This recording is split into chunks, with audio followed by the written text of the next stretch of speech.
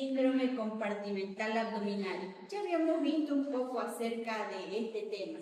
Ahora vamos a profundizar en las complicaciones, fisiopatología de lo que va a suceder. ¿Qué era lo que habíamos mencionado? Que es un conjunto de síntomas, signos, es una enfermedad que va a estar ocasionado porque va a haber un aumento de la presión intraabdominal más de lo que el peritoneo puede soportar y por eso él va a llevar estas complicaciones. Entonces, en 1863, Marey y Burke, hablando un poquito de la historia de la medicina, describieron la relación que ocurre entre la hipertensión abdominal y la mecánica ventilatoria.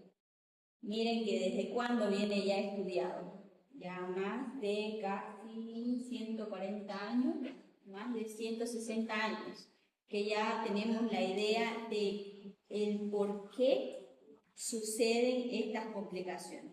A ver, imaginémonos una cavidad, que viene a ser la cavidad abdominal, como un reservorio hueco. Y por encima, dividiéndolo el diafragma, tenemos otra cavidad que es la cavidad torácica, donde sus componentes vienen a estar ambos pulmones y el corazón. Si aumentamos la presión abdominal que tiene esa cavidad, la aumentamos, por ende, lo que los divide va a aumentar, ¿no es cierto? Se va a levantar porque esa presión va a buscar espacio.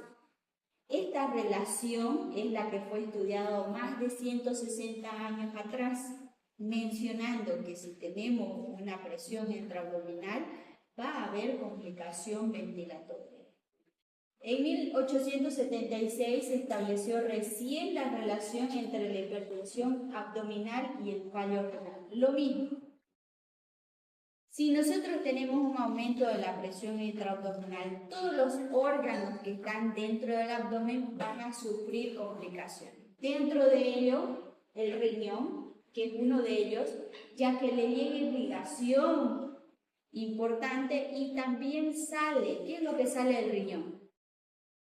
La orina a través de los uréteres y también sale sangre filtrada porque los riñones es quien nos ayuda a filtrar nuestra sangre, ¿cierto?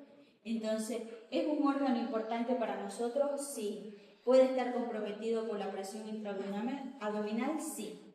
Y en los años 70-80 es cuando recién se publican estudios acerca de la presión intraabdominal, su elevación y los efectos tóxicos, dañinos que producen en el organismo. Justamente, bien, en los años 70-80 recién fueron descritos. Entonces, hablando un poquito de la presión intraabdominal, lo normal viene a ser de 5 a máximo 7 milímetros de mercurio, lo normal. Obviamente esto puede aumentar un poquito, disminuir un poquito en la inspiración o expiración, y las variaciones patológicas que vienen a estar por los volúmenes de los órganos sólidos y vísceras huecas, una ascitis, un hemoperitoneo, lesiones ocupantes de espacio como son las lesiones tumorales, cánceres, las paredes abdominales inextensibles, que son justamente estos pacientes postquirúrgicos de una abdominoplastía, por ejemplo, donde ya el peritoneo lo tenemos retraído, donde el abdomen está tenso. Entonces, estas variaciones son esas variaciones patológicas de la tensión. Variaciones provocadas son las que nosotros realizamos. Eso significa las variaciones provocadas. Como, por ejemplo, en una cirugía laparoscópica, nosotros metemos el trocar y metemos oxígeno dentro de lo que viene a ser, mejor dicho, dióxido de carbono dentro del abdomen para que éste se insufle y nosotros podamos trabajar bajo visión directa. Entonces, eso es una variación provocada. He ahí que en este punto nosotros, los que vamos a realizar, por ejemplo, una colecistectomía laparoscópica, ¿cuál sería nuestra contraindicación para que no podamos realizar esta laparoscopía? Justamente algo que si yo le aumento la presión va a provocar muerte del paciente. Entonces, relacionándolo con la anterior diapositiva, ¿qué relación habría entre el abdomen y la cavidad torácica, justamente aquí, ¿no? Si nosotros tenemos un paciente con una insuficiencia cardíaca grave, donde las presiones que él maneja dependen mucho de su estabilidad, si nosotros le aumentamos la presión y este va a tener un espacio más insuficiente, no va a poder bombear, ya él es insuficiente, le añadimos más insuficiencia, adivinen qué es lo que va a suceder. Va a parar ese corazón y con pequeños volúmenes o presiones que nosotros introduzcamos en nuestra laparoscopía, va a afectar ese corazón y nos va a dar una parada cardíaca. Entonces, ¿quién es el que le está provocando esa muerte? Nosotros. Por eso hay ciertas contraindicaciones absolutas, inmediatas, que puedan dar para que no se puedan realizar estas cirugías laparoscópicas. Como dato para ustedes, las presiones de perfusión abdominal, a cambio, es la presión arterial media menos la presión intraabdominal. Lo normal vendría a ser mayor a 60 milímetros de mercurio. No se confundan, esta es la presión de perfusión del abdomen, ¿ya? Ahora, ¿cómo vamos a medir justamente esta presión intraabdominal? ¿Cómo se imaginan que la vamos a medir? Hay la técnica de Crohn, que le vamos a colocar una sonda Foley al paciente, le vamos, de preferencia nos indican acá de 16 French, y el vaciado, justamente se realiza un vaciado de la vejiga y luego se instila 25 a 50 cc de suero salino o solución fisiológica y se conecta justamente esta sonda Foley a un sistema de transductor de presión, o sea, un equipo de suero, donde nosotros ponemos nuestro punto cero en la sínfisis del pubis o la línea axilar media. Entonces, dentro de la sínfisis del pubis o axilar media va a ser como nuestro punto cero. Entonces, de acuerdo a la burbujita cómo se mueve, nosotros le vamos a dar un porcentaje en centímetros. Posterior a eso se hace justamente la conversión de 1.36 centímetros de agua es igual a 1 milímetro de mercurio. No se olviden que las presiones intraabdominales para saber si esta está en hipertensión, grado 1, grado 2, grado 3 o síndrome compartimental viene en milímetros de mercurio, así que lo que midamos lo tenemos que transformar. Eso es lo que indica. Casi ni le tomen mucha atención porque esto no va a entrar al examen y no es que vayan a estar midiendo ustedes. Pero esto es para que ustedes tomen en cuenta. Si les preguntan en el internado, que esto es pregunta del internado, ¿cómo se mide la presión intraabdominal? A través de una sonda Foley, si se aprenden la técnica de Crohn, belleza. Si lo saben describir, mejor todavía, ¿ya? Le colocamos una sonda Foley a través de un nivel, tenemos que colocar punto cero y medir la sonda. Si ya ahí ustedes ya se pierden, piden que les enseñen porque eso es con la práctica. Pero una imagen más clara es así. Se utiliza un equipo de suero, se utiliza un suero, se utiliza el nivel que utilizan en los albañiles y se coloca el punto cero y de ahí instilamos los 25 a 50 cc y sacamos del equipo del suero, el equipo de suero, lo ponemos en nuestro trípode que está marcado ya y nosotros vemos hasta dónde va a oscilar la burbujita. Donde oscila, si marca 15, teníamos que convertirlo, ¿no? 1.36 equivale a 1 de milímetro de mercurio. Entonces se tiene que dividir y tenemos la regla de 3 simples en cuánto tenemos de presión intraabdominal. Entonces, las presiones intraabdominales tenían clasificaciones, ¿no? Entonces, pero, ¿qué viene a ser la presión intraabdominal? Justamente este cambio fisiopatológico progresivo que va a repercutir en el flujo sanguíneo, ya sea regional, que nos va a provocar justamente estos órganos intraabdominales y nos va a llevar justamente todo a la hemostasia sistémica, ¿no? Van a tener efectos adversos ventilatorios, renales, hepáticos, justamente de la irrigación. Entonces, causas de la hipertensión intraabdominal: presencia de líquido, sangre, exudados o trasudados. Ejemplo, trauma abdominal cerrado por un trauma hepático grado 3, grado 4, trauma esplénico grado 3, grado 4, trauma de vejiga con una ruptura de vejiga, una peritonitis apendicular generalizada donde tengamos 2000 cc de contenido purulento, una ascitis por una cirrosis hepática, puede ser esas las causas, ¿no? Distensión de los mismos órganos. ¿A qué se refiere esto? Oclusiones intestinales, ya sean por bridas, adherencias, hernias, vólvulo, fecaloma, va a generar una obstrucción en el trayecto intestinal y este va a aumentar de tamaño y de volumen estos órganos huecos, entonces va a generar justamente este aumento del volumen intraabdominal, ¿no? Las lesiones o cuerpos ocupantes del espacio, ¿a qué se refiere con esto? Tumores que vengan a ser ya sea de órganos macizos o de órganos huecos, donde van a generar obviamente otro ocupante dentro de lo que ya se supone que y si este va creciendo, pues no va a aumentar la presión, porque no era normal que ese órgano esté ahí o esa masa esté ahí. Pérdida de la elasticidad de los continentes del continente abdominal, que era lo que les mencionaba, por ejemplo, también por las postquirúrgicos de la abdominoplastía que les mencionaba, pero también hay una enfermedad donde hace que estos músculos estén más tensos y entonces justamente las fibras de los músculos y el peritoneo va a estar comprometido. ¿Cuál es eso? El tétano, ¿no? Puede generar eso, puede generar justamente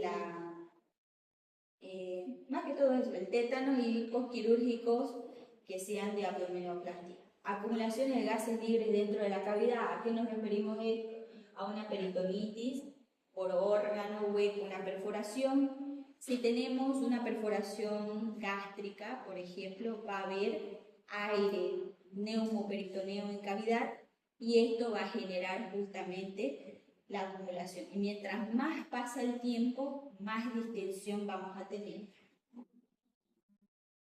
Entonces, el grado 1 de la hipertensión no se confunda. La presión intraabdominal normal, ¿de cuánto era? De 5 a 7. La hipertensión intraabdominal viene a ser mayor a 12 milímetros. Grado 1 es de 12 a 15, grado 2 de 16 a 20, grado 3 de 21 a 25 y grado 4, que era el que les mencionaba, que ya le denominamos grado 4, pero el síndrome compartimental es más que 20. No. Más. ¿Qué era lo que provoca toda la presión intraabdominal aumentada?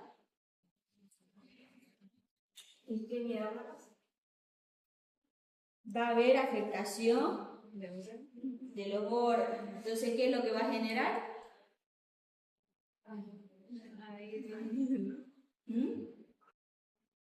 Hipoperfusión. Una hipoperfusión. La hipoperfusión. ¿Y qué nos va a desencadenar eso? Una falla, ¿no?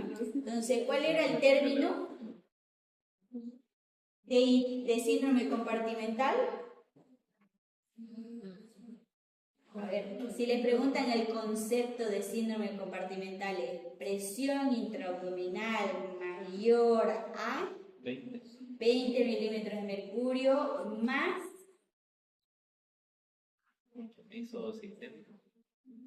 falla orgánica, ¿no? Bien, que son presencia de presión intraabdominal mayor a 20 milímetros asociado a uno o más órganos con falla, ¿no? Puede ser con una de los otros conceptos también es lo que les mencionaba, la perfusión de la presión abdominal, ¿no? Que es otro, que tendría que ser menor a 50 milímetros de mercurio. pero la perfusión lo normal era mayor a 60, ¿no? Registrado el mínimo de 3 mediciones estandarizadas y falla de uno o múltiples órganos sistémicos, ¿no? Que era lo que les mencionaba. Tiene que haber 2 fallas por lo menos. Entonces, el síndrome compartimental abdominal primario viene a estar asociado a enfermedades en las regiones abdominopélvicas que frecuentemente requieren intervenciones tempranas, quirúrgicas y o condiciones que desarrollan después de una cirugía abdominal. Por ejemplo, ¿quiénes? ¿Quiénes vendrían aquí? En las primarias.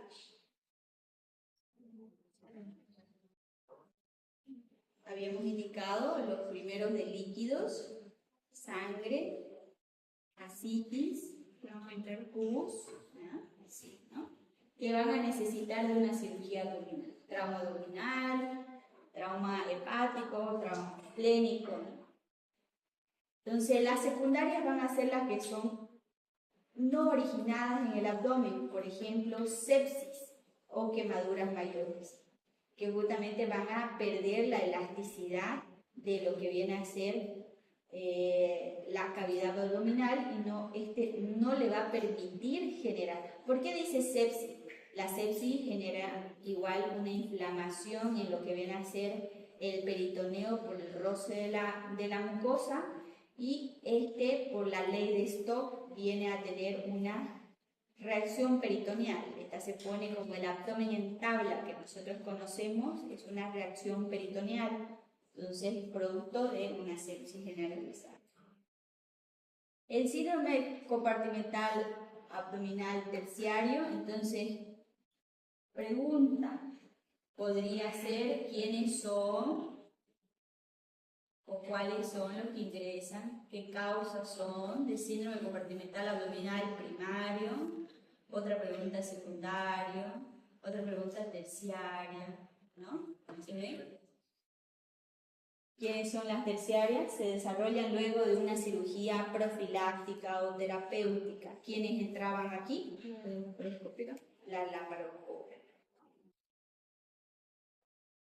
Entonces, ya le hemos entendido un poquito, ¿no? Mientras aumenta la presión intraabdominal, más de lo debido, va generando fases o estadio 1, 2, 3, dependiendo de las presiones intraabdominales. Mientras más está elevado, más va a conllevar estas fallas, que era lo que vamos a decir. Entonces, primeramente lo que tenemos que tomar en cuenta que en nuestra cavidad abdominal tenemos órganos. Nuestros órganos tienen sus propios líquidos, tienen su propio volumen, tienen sus propias paredes. Puede ocasionar, ¿quiénes pueden ocasionar esta presión intraabdominal? Pueden ocasionar, como ya lo habíamos desglosado, líquidos externos, ya sean sangre, líquidos ascíticos o pus que se ha generado del mismo órgano. Digamos que hagamos un tercer espacio por una sobrecarga hídrica del paciente, el edema de asa, o sea, el edema de la pared del intestino, que ¿cuántos metros tenemos de intestino delgado nosotros? Entre 5 a 7 metros, ¿no? Los que son más gorditos tienen más metros. Ese es un dato reciente de hace unos 2 años atrás. Mientras más gorditos somos, tenemos más intestino largo. Entonces están de la mano. No es que son gorditos. Solo es víscera. La víscera es grande. Entonces, se imaginan 7 metros de intestino y encima la pared que se aumente de grosor porque ella está edematizada por un tercer espacio, entonces estamos ocupando más espacio. Ahora, dentro del intestino, ¿qué es lo que lleva? Líquido también, ¿cierto? Si tenemos por ejemplo, una diarrea, que viene a ser una enfermedad gastrointestinal por una diarrea osmótica, por ejemplo, que va a acumular todo el líquido y él no va a poder absorberlo como es su función de la parte intestinal, ¿qué estamos generando? Distensión. Mientras más esté complicado, o sea, más tiempo lo sometamos a eso, van a aumentar las presiones. Mientras tanto, el organismo va a intentar de alguna manera solucionar. Te va a avisar con ciertos síntomas de acuerdo al estadio que se encuentra. Es ahí que ustedes van a tener soluciones para realizar dependiendo del estadio que están. Pero lo que es importante para ustedes es justamente el síndrome compartimental, que a ese es el que ustedes tienen que evitar. ¿Y qué tendrían que realizar si se presenta el síndrome compartimental? Ya hemos mencionado.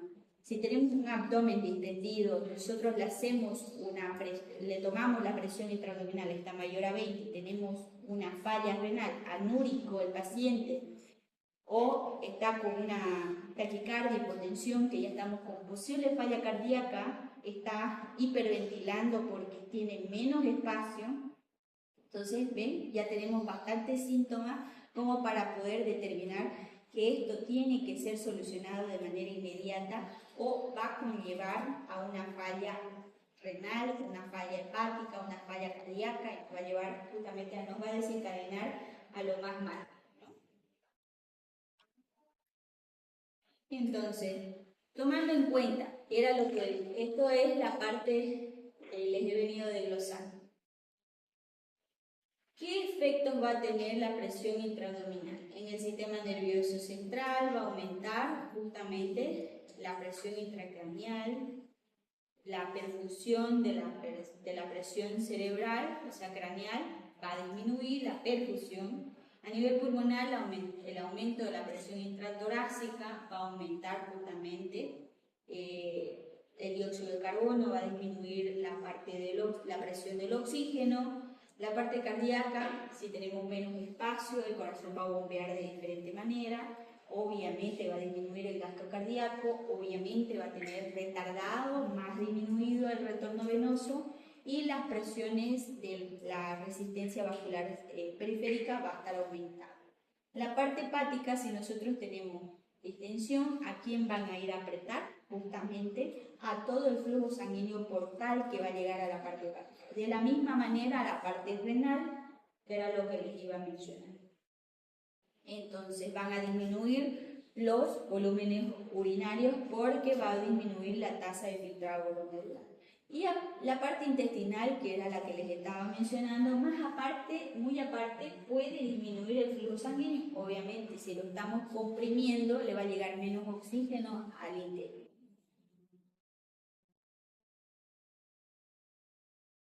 Entonces, esto es algo, lo mismo que les mencioné anteriormente. En resumen a lo que les he mencionado ahorita. Entonces, para que tengamos en cuenta, ¿hay una comunicación? Sí, abdomen con la cavidad torácica. Mientras haya mayor compresión mecánica, va a afectar a los vasos que van al vaso, al riñón, al hígado. Por el diafragma va a presionar y va a afectar la parte cardíaca, el retorno que va a entrar y lo que va a bombear para que puedan entregar a los órganos. Si no hay un buen retorno, vamos a tener un aumento de la resistencia que van a estar periféricas. ¿Por qué? Porque ellos van a intentar priorizar a la parte cardíaca y van a entregar todo lo que ellos tienen hacia la parte central. Entonces el retorno venoso va a estar disminuido y, como les iba diciendo, la elevación del diafragma, la presión intratorácica va a generar justamente lo mismo. Este es un ciclo de retroalimentación que va a estar realizándose. Y la parte pulmonar, que si nosotros lo oprimimos y él no tiene el espacio suficiente, obviamente va a trabajar en un espacio reducido, no se va a expandir de la mejor manera, no va a haber justamente ese intercambio de manera adecuada, y es lo que le va a generar la disminución del flujo pulmonar, producto de una disminución de la elasticidad pulmonar, y eso es lo que le va a provocar ese desequilibrio, ¿no?, que va a haber justamente en el intercambio que sucede a nivel pulmonar. ¿Puede generar una atelectasia? Sí, puede generar.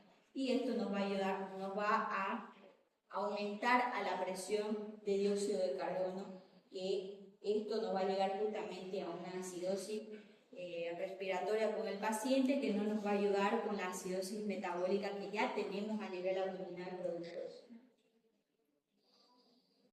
Entonces, la parte renal desglosada, las compresiones mecánicas a los uréteres va a generar justamente esta disminución de los volúmenes urinarios y esta hipoperfusión renal producto de la disminución del gasto cardíaco y la tasa de filtrado glomerular, que van a ver la disminución del flujo urinario, ¿no? Entonces, la compresión directa justamente va a producir el aumento de la resistencia vascular y una disfunción tubular que nos va a generar un aumento de la presión intratubular y esa fuga que va a generar, que va a ser un edema, un tercer espacio en la cavidad renal, ¿no? Que eso, obviamente, si tenemos, no se olviden que los riñones son retroperitoneales, ¿no? Entonces ellos tienen su envoltura, tienen su cavidad, y si los estamos presionando de manera externa, él igual va a evacuar a su propia cavidad, entonces está aumentando la presión dentro de su cavidad y externa igualmente. Entonces, la parte del gastrointestinal por compresión, obviamente la parte vascular, que viene de la arteria abdominal, de la aorta abdominal, que vienen justamente de las mesentéricas superiores y las mesentéricas inferiores, van a estar comprometidas. Y si el flujo sanguíneo está comprometido y le entregamos menos sangre o sangre insuficiente, no oxigenada de manera adecuada, esta va a generar una hipoxia tisular. Y la hipoxia tisular, los primeros efectos que va a generar él es justamente edema del asa. Y el asa edematizado, o sea, la pared del intestino edematizado producto de una hipoperfusión, va a aumentar justamente a esta hipoperfusión. Mientras más hinchado está, ya los capilares más delgaditos, ellos van a vasoconstricción, sí, se van a hacer más chiquititos, y si no les llega sangre a justamente estas partes periféricas o superficiales de la mucosa del asa, va a comenzar a generar su hipoxia, y la hipoxia va a generar necrosis, y de la necrosis se va a perforar, y de la perforación se va a generar una peritoneo. Entonces esa es su secuencia que va a desencadenar justamente producto de una disminución de la parte vascular, ¿no? Ahora, la translocación bacteriana, justamente en este paso, en la edematización del asa o en que le hemos parado el flujo sanguíneo, él no va a tener su peristaltismo normal porque está edematizado, y si no hay un peristaltismo normal, él va a estar más detenido. Si no, el peristaltismo nos ayuda, ¿cuál es su función? A que ayude a que camine toda la comida que está digerida por en medio de su luz. Si lo tenemos retenido demasiado tiempo, esas bacterias que están ahí, que no están siendo metabolizadas, ellas van a buscar de alguna manera salirse de ahí. Entonces va a haber justamente esta translocación bacteriana porque estamos provocando un hilio nosotros, producto de justamente las manifestaciones gastrointestinales por la presión abdominal. Entonces todo esto nos va a provocar, aquí en menor va a aumentar el lactato, no es lo que va a disminuir, provocando un aumento de lo que viene a ser la acidosis metabólica en el paciente. No es disminución del lactato, es aumento del lactato. Entonces, el manejo del síndrome compartimental abdominal viene a estar por grados, que era lo que nos habíamos mencionado. Grado 1, menor a 15, que era de 12 a 15 mililitros, justamente con volúmenes intravenosos de una manera adecuada lo podemos manejar. De grado 2, con una monitorización estricta, eso quiere decir con controles laboratoriales, con controles de las presiones intraabdominales, donde vayamos podemos decirle, secarlo al paciente de manera vulgar, lo podemos manejar así, con diuréticos para poder ayudar a esta reversión de este cuadro, más allá de los volúmenes intravenosos adecuados que vamos a colocar. Pero en el grado 3 y en el grado 4 más aún, que ya viene arriba de 20, que era lo que habíamos indicado, que podemos estar frente a un síndrome compartimental si este tiene añadido los daños de los sistemas, tenemos que considerar una descompresión. ¿Cómo realizamos la descompresión? Entonces ahí es un tratamiento quirúrgico dirigido. Sí o sí se tiene que hacer una laparotomía exploratoria, ya sea para sacar la sangre, ya sea para sacar la pus, ya sea para reparar la perforación que fue por producto de neumoperitoneo que está generando este síndrome compartimental, y se tenga que realizar las reparaciones adecuadas. Sutura, ectomías, para hacer justamente anastomosis, dependiendo de lo que se tenga que ver, ¿no? Si por ejemplo es una peritonitis apenicular que ha generado 2000 cc de pus, pues vamos a retirar los 2000 cc de pus, vamos a lavar, y si encontramos el apéndice, si es que él no está digerido porque no ha pasado demasiado tiempo, haremos la apendicectomía como se debe, ya sea típica o típica, dependiendo de la técnica que vayamos a ver en el lugar. Realizaremos la apendicectomía, si es que se puede, si es que está muy perforado o comprometido la base, realizaremos una, que sería ya lo más complicado, hacer una resección del intestino grueso ascendente o hacer una hemicolectomía derecha, que se le llama, para dejarlo con una ostomía, con una ileostomía, mejor dicho, y un cierre del riñón distal que vendría a ser la mitad del intestino transverso. Entonces, esa sería la reparación de cirugía, no solamente la descompresión. Al abrir un síndrome compartimental, no lo podemos realizar así a la apurada ni a la loca, porque al descomprimir puede generar justamente que genere, si estamos con síntomas de shock del paciente, si está tratando el corazón de sostener con ese poco espacio que ustedes le están dando, que se lo larguen así la presión, puede generar justamente todo lo contrario. Entonces se tiene que realizar de una manera progresiva o sostenida o controlada, que sería la mejor palabra para ocuparla, o sea, intubado al paciente, manejado de la manera ventilatoria de manera adecuada, porque los volúmenes ventilatorios que estuvieron al inicio realizándole no es el mismo que va a ser posterior a la descompresión. Entonces, todo eso se tiene que manejar en conjunto, ya sea con el terapista, ya sea con el emergenciólogo, si es que lo vamos a realizar fuera de quirófano, dentro del quirófano con los anestesiólogos y con el personal que se tenga disponible, ¿no? Entonces, de manera general, se tiene que realizar, si nos llega un paciente con una obstrucción intestinal, por un pólvulo, por ejemplo, nosotros va a llegar el paciente, vamos a internarlo a nuestro paciente, vamos a realizar la monitorización, lo vamos a canalizar, le vamos a colocar líquido, le vamos a colocar antibióticos, pensando en la translocación bacteriana que va a generar por esta retención que está teniendo. Le vamos a colocar antiemético, le vamos a colocar protectores gástricos, le vamos a colocar analgésico, porque imagínense distendida el abdomen, obviamente está generando dolor. ¿Qué otras? Y es ahí que vamos a realizar las reposiciones hidroelectrolíticas, porque si lo está reteniendo, ya sea por una obstrucción, que era lo que estábamos mencionando, la megacolon complicado con vólvulo, no está cumpliendo su función el intestino. Y dentro de sus funciones del intestino grueso, ¿cuáles son?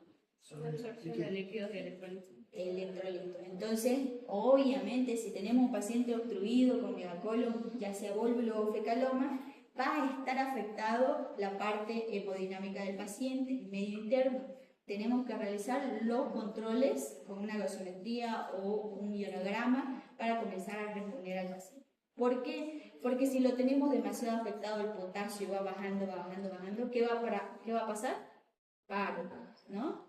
Hipopotasemia, paro cardíaco. Entonces, ¿una obstrucción intestinal baja por un bólvulo puede provocar un paro? Sí, puede provocar un paro, justamente porque no estamos haciendo la reposición. Puede provocar, ya le estoy haciendo la reposición, pero no estoy realizando ninguna de estas descompresiones para ayudar justamente a disminuir esa presión por el síndrome compartimental posible. ¿Puede generar un paro cardíaco? Sí. Entonces, o cuidan el medio interno y también tienen que cuidar de tratar de hacerlo llegar al paciente hasta quirófano. La sonda nasogástrica, la sonda rectal, nos va a ayudar a descomprimir justamente todo lo que tiene. Sonda nasogástrica, todo lo que tenga acumulado el estómago, aire, agua, caca, todo lo que tenga, va a ser evacuado por esa sonda nasogástrica. Lo mismo por la parte rectal, todo lo que venga a estar acumulado vamos a intentar sacar. Aire, caca, diarrea, lo que sea. ¿Ya? Aquí esto es para lo que les iba mencionando de la palabra vulgar de secarlo al paciente. Entonces tenemos que sacar ese líquido que está en el tercer espacio. ¿Y cómo lo sacamos? Justamente cambiando estas presiones coloidosmóticas con albúmina y furosemida. Y bueno, obviamente estos son parte de la medicación que les iba mencionando, la analgesia y la sedación, y obviamente cuidando la parte renal que vendría a ser con la parte de la furosemida. También tenemos que hacer los controles de diuresis para hacer los balances correspondientes si son positivos o negativos. Entonces, nuestro manejo quirúrgico justamente nos va a ayudar en este síndrome compartimental abdominal. ¿Qué era lo que mencionaba? Si la presión de la perfusión abdominal mayor a 50 milímetros viene a estar, ¿qué era lo que mencionamos? Era otro de los conceptos, ¿no? Era menor a 50, ¿no? Los 60 viene a ser lo normal. Entonces,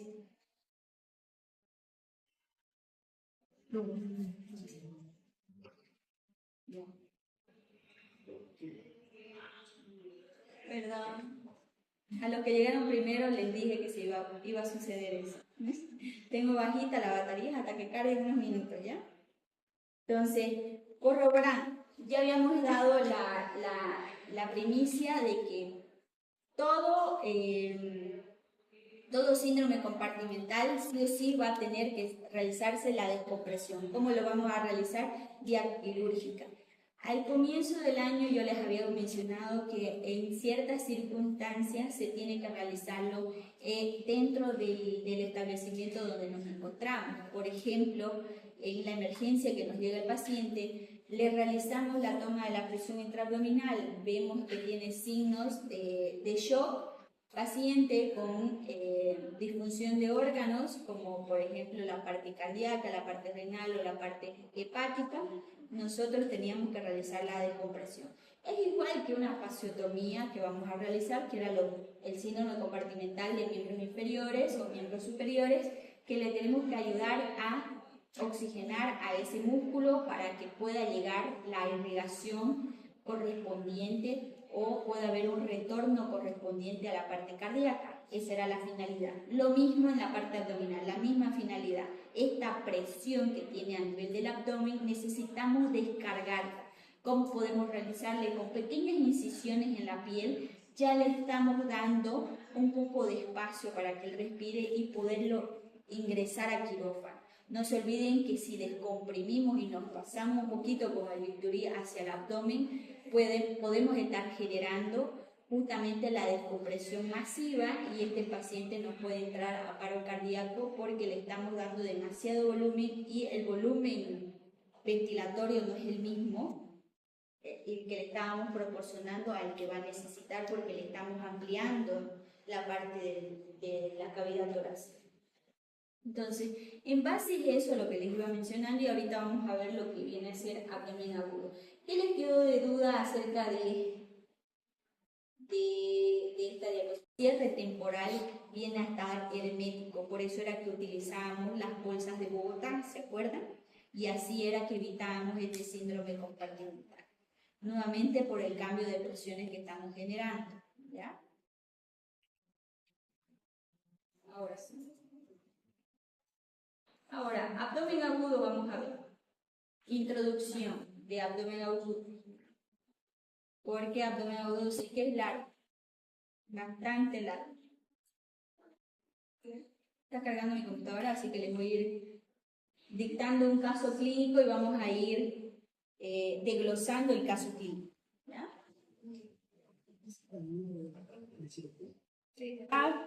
Es universitario de la Gabriel, se llama Camilo. Mentira, es universitario, sí. Dentro de sus antecedentes personales dice alergias, refiere alergia a la penicilina, porque él tuvo un rash cutáneo en la infancia. Tabaquismo, fuma de manera ocasional entre 5 a 6 cigarros semana. Niega etilismo ni otra sustancia. Antecedentes familiares, padre con diabetes mellitus tipo 2, madre sana y sin antecedentes de interés quirúrgico. ¿Cuál fue el motivo de su consulta? Fue dolor abdominal en fosa de mi abdomen inferior de 48 horas de evolución, acompañado de fiebre, náuseas y vómitos. Dentro de nuestra enfermedad actual, el paciente refiere un cuadro clínico de aproximadamente 48 horas de evolución que inicia con dolor abdominal en región epigástrica de tipo sordo difuso, de intensidad leve a moderada, que el paciente interpreta como una digestión pesada y se automedica con antiácidos sin ninguna mejoría. En las primeras 12 horas del dolor, el dolor migra progresivamente hacia fosa ilíaca derecha, localizándose en el punto de McBurney, aumentando de intensidad hasta hacerse de manera continua y pulsante. En una escala de EVA de 8 sobre 10, se acompaña de anorexia completa, náuseas y 2 episodios de vómitos de contenido alimenticio. Posteriormente aparece una fiebre de 38.5 que es medida justamente en su domicilio, sin escalofríos. El paciente refiere ya estar con imposibilidad de la marcha y genera mucho dolor al realizarlo. Acude al servicio de emergencia con el cuadro progresivo de empeoramiento y aparición del dolor intenso en mi abdomen inferior en las últimas 4 horas. Frecuencia cardíaca 108 latidos por minuto, una presión arterial de 110/70, una temperatura de 38.8, saturando 96% y pesa 72 kilos. A ver, hasta aquí, quiero que les mencione que era un joven de 24 años, estudiante, sin ningún antecedente quirúrgico, tenía antecedentes alérgicos, familia con patología de diabetes mellitus y era un cuadro clínico de 48 horas de evolución. ¿Qué presentó el comienzo? Dolor en mi abdomen inferior. Varón. ¿Qué nos hace pensar con un dolor en mi abdomen inferior? ¿Qué patologías posibles puedo tener yo?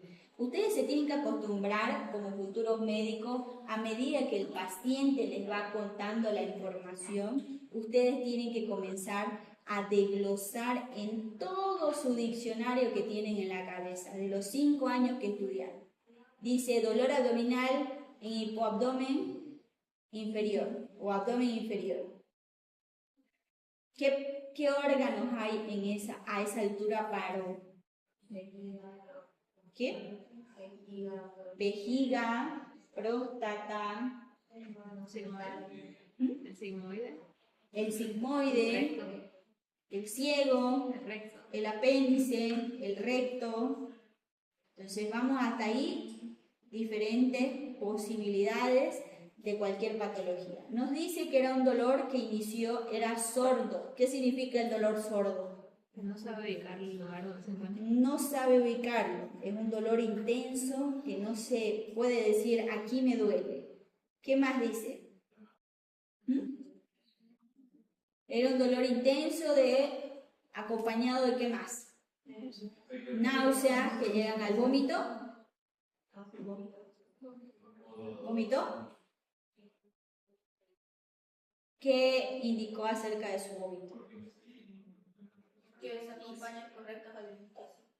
Que era con restos alimenticios. Entonces, ¿qué nos quiere decir eso? Uno, que hay una posible obstrucción en el tracto gastrointestinal, pero la obstrucción viene a estar un poquito alta, no baja, ¿no? Por ahora. El cuadro puede estar muy agudo, cosa de que todo lo que está obstruido, o sea, imagínense, tenemos todo un trayecto. Si nosotros tenemos algún malestar en este punto, todo lo que está por encima va a generar que no vaya a pasar después de ese malestar que tenemos. Si mientras más tiempo pasa, todo lo que está aquí arriba va a comenzar a fermentarse eso, ¿no? Entonces vamos a tener de alimenticio, vamos a tener a fecaloideo, ¿no? Transformándose ya a la parte fecal. Ahora, si nosotros nos dice con restos alimenticios, ¿qué significa? Que justamente no fue digerido de una manera adecuada. Algo está obstruyendo. Entonces, ya no podemos pensar en la vejiga, la próstata, ni el ano, ni el recto, ¿no es cierto? ¿Por qué? Porque están demasiado bajos. ¿Cómo pudo haber pasado para este lado? Nada, ¿no? Entonces lo vamos descartando. ¿Qué nos queda? Ciego, apéndice, el sigma, ¿no? Hasta ahí vamos, con esos 3 órganos. Posterior, ¿qué tenemos? ¿Qué otra más? Nos dice que tuvo fiebre. Aparentemente el paciente en su casa fue lo que refirió, que él se tomó la temperatura e hizo fiebre. ¿Qué nos dice la fiebre? El proceso inflamatorio ya generó una translocación bacteriana posible. Entonces continuamos con sigma, ciego y apéndice. Puede ser cualquiera de los 3. Ahora, ¿qué nos dice aparte? Al comienzo el dolor estaba en la región epigástrica, luego migra. Apréndanse esto porque esto es examen hasta de residencia. El único dolor migratorio que se tiene en el abdomen es de una apendicitis. Es el único dolor que migra. Es la única patología que tiene un dolor migratorio. ¿Ya? Entonces, siempre hay esta cronología de Murphy que nosotros que lo describimos así porque por la anatomía que tuvo el bebé a nivel embrional, por cómo se fue realizando su formación de toda la parte gastrointestinal, tiene un recordatorio el organismo. Por eso es que su primer dolor va a ser justamente donde antes estaba el apéndice, en el epigastrio, y por las manecillas del reloj se posiciona justamente en la fosa ilíaca derecha. Por eso es el dolor migratorio. Del epigastrio, posterior a 6 horas, más o menos a 8 horas, dice la literatura, se baja a la región del ombligo, periumbilical. Después del ombligo, ¿por qué? Porque justamente la parte axonal nerviosa viene a ese lugar.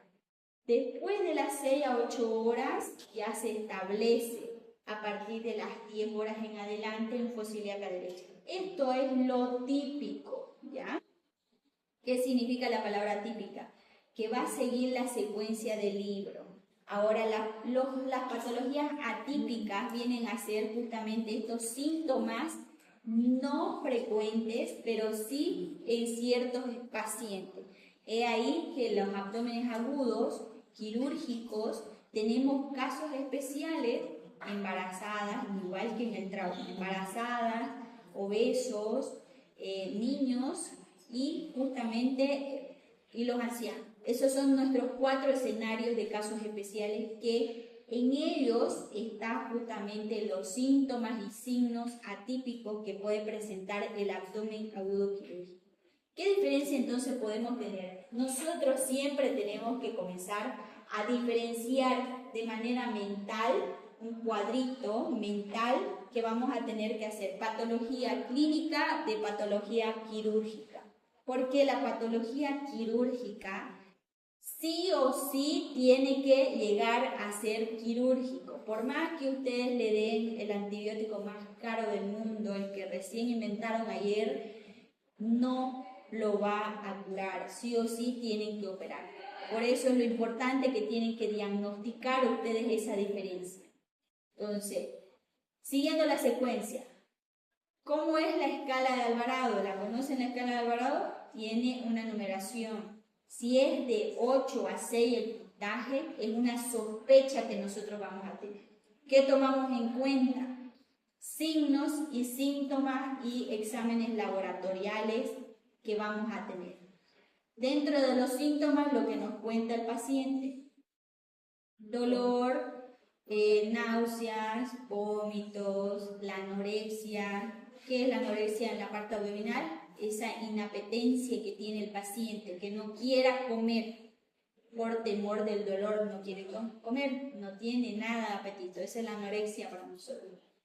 Signos que nosotros al examen físico vamos a tener fiebre, le vamos a tomar la temperatura, va a haber fiebre. En el abdomen vamos a realizar la exploración semiológica y vamos a encontrar dolor a la compresión y dolor a la descompresión. Tienen sus puntajes.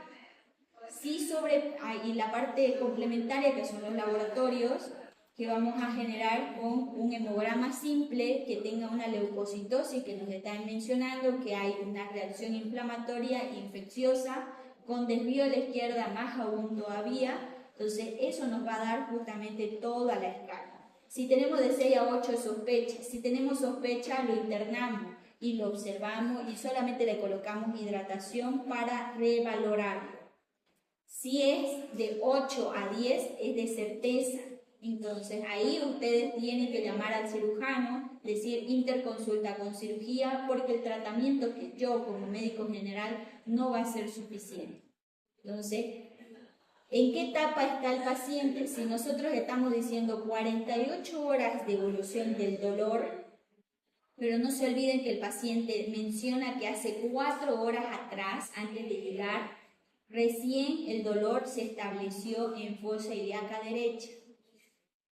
Entonces, si nosotros mencionamos de acuerdo a las fases del apéndice, que tienen fase flegmonosa, catarral, gangrenosa y perforativa, pasan de la perforativa para adelante es 24 horas previo. Porque de acuerdo a lo que se va moviendo el dolor, igual va la evolución de su fase. Porque ¿qué es lo primero que sucede con el apéndice? Imagínense a una bolsita pequeñita donde tienen un orificio muy chiquitito donde sale el líquido que justamente le ayuda a la inmunidad del cuerpo, que esa es su función normal del apéndice. A través ya sea de una hiperplasia de sus mismas paredes o por un fecalito que le llaman, que es justamente una caquita más dura o que se forma como una piedrita, viene y obstruye esta salida, ya sea por el edema o por el fecalito, obstruye la salida, y él, como sigue generando este moco, esta solución, se va hinchando. Y si se va hinchando, ¿qué era lo que habíamos dicho en las paredes? Las paredes del apéndice se va a edematizar, y si se edematiza todo lo que está dentro, va a haber una translocación bacteriana. Entonces va a generar moquito hacia afuera, soluciones hacia afuera. Entonces, mientras él sigue luchando, sigue aumentando la presión. Entonces va a afectar la parte venosa, sí, por esa misma compresión. Posterior va a afectar la parte arterial, sí, va a afectar. Entonces, si ya no le llega la sangre, tampoco retorna sangre justamente por este edema, ¿qué es lo que va a generar? Necrosis. Entonces, llevamos con esas etapas. Si la necrosis se establece, va a generar perforación. Esas son las fases del apendicitis. Entonces, para que se perfore tarda 24 horas. Entonces, con este paciente que nos dice 4 horas establecido, puede ser que estemos entre la fase de catarral a ¿qué era? Gangrenoso, ¿eh? Que justamente está en la izquierda. Entonces, estamos a tiempo de meterlo a quirófano antes que se perfore, porque si se perfora, ¿qué es lo que va a salir? Pus y luego caca. Porque la pus que tiene bacteria, ¿qué es lo que pasa? El macrófago que el cuerpo está intentando luchar contra esta infección, viene el macrófago, ¿qué es lo que dice? Me como todo lo malo, ¿cierto? Pero él no sabe identificar quién es el bueno y quién es el malo, si este tejido que está podrido lo tengo que dejar o no. Entonces comienzo a comerme todo. Me como la pus, me como la caca, me como el tejido, me como y así se lo va comiendo al apéndice, al órgano del apéndice. Entonces muchas veces encontramos, si la perforación, el apéndice es así larguito, si la perforación es en la parte distal, perfecto, se va a ir comiendo esa parte distal. Pero si la perforación, o sea, la necrosis, se estableció en la base del apéndice, en la base del apéndice, ¿quién está? El ciego. Y el ciego tiene una malísima irrigación, solo le llega una bendita arteria a ese ciego. Y esa arteria es la que justamente lo irriga el apéndice. Si él está enfermo también, adivinen quién más está enfermo, el ciego. Si el ciego se enferma, tenemos que sacar todo el colon, tenemos que hacer una hemicolectomía derecha. Si hacemos eso, lo tenemos que dejar con ileostomía al paciente, o sea, haciendo caquita por una bolsa. Entonces son esas complicaciones que podemos evitar justamente con solo aprendernos la escala de Alvarado, solo aprendernos de diferenciar a quién voy a observar y a quién voy a llamar al cirujano para que realice su conducta quirúrgica. A quienes tenemos que tomar en cuenta justamente son a esos 4 pacientes que son especiales. En el anciano, la embarazada, porque si tenemos mayor gravedad, todos nuestros órganos van a estar más arriba. Entonces, el dolor no va a ser característico. Muy aparte que cualquier dolor de la embarazada, ginecólogo, ¿no? Puede ser que sea del bebé. Sin embargo, ¿qué tal si ya se está pudriendo el apéndice ahí abajo, ¿no? Entonces, y muy aparte que ya les había enseñado en las embarazadas, todo puede desencadenarse de una manera diferente porque ese cuerpo tiene 2 vidas, ¿no? Entonces, su respuesta, su mecanismo de respuesta es diferente de la embarazada. Del anciano, lo mismo. La parte del abdomen, la reacción abdominal, o sea, porque los músculos, ya habíamos mencionado que pierden masa muscular. Muy aparte, la elasticidad está comprometida. Entonces, todas las reacciones peritoneales que nos pueden mostrar justamente el dolor a la compresión o el dolor a la descompresión, ya sea localizada o en cualquier punto abdominal, va a ser diferente en el anciano. En el pediátrico lo mismo, porque ¿qué era lo que les iba mencionando?